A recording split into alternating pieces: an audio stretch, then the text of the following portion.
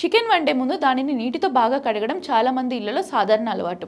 ముఖ్యంగా ట్యాప్ కింద పెట్టి శుభ్రం చేస్తే మలినాలు పోతాయని భావిస్తుంటారు. అయితే ఆహార భద్రత నిపుణులు మాత్రం ఇది సురక్షితమైన పద్ధతి కాదని హెచ్చరిస్తున్నారు.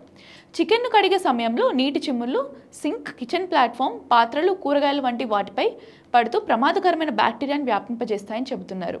దీంతో ఏం జరుగుతుందో తెలుసా?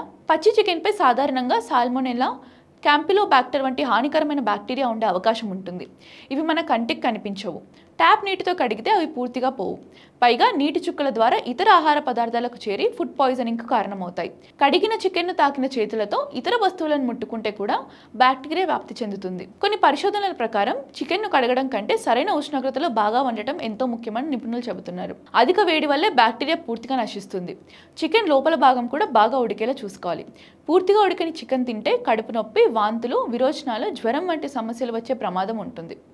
చికెన్ను, కూరగాయలు, పండ్లు, రెడీ టు ఈట్ ఫుడ్కు దూరంగా ఉంచడం చాలా అవసరం. పచ్చి మాంసం నుంచి వచ్చే ద్రవాలు ఇతర ఆహారాలపై పడితే క్రాస్ కంటామినేషన్ జరుగుతుంది.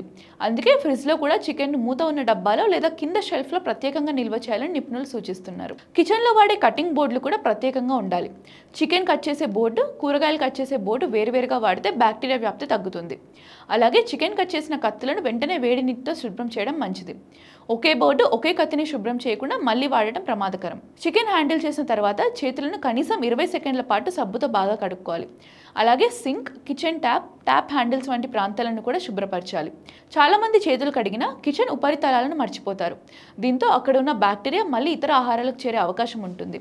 కొంతమంది చికెన్పై నిమ్మరసం, వెనిగర్ లేదా పసుపు వేసి కడిగితే బ్యాక్టీరియా పోతుందని అనుకుంటారు. అయితే ఈ వాసన తగ్గించడంలో సహాయపడిన ప్రమాదకర సూక్ష్మ క్రిములను పూర్తిగా తగ్గించలేవని నిపుణులు చెబుతున్నారు. సరైన హైజీన్ పాటించడం, బాగా ఉడికించడం మాత్రమే భద్రమైన మార్గమని స్పష్టం చేస్తున్నారు.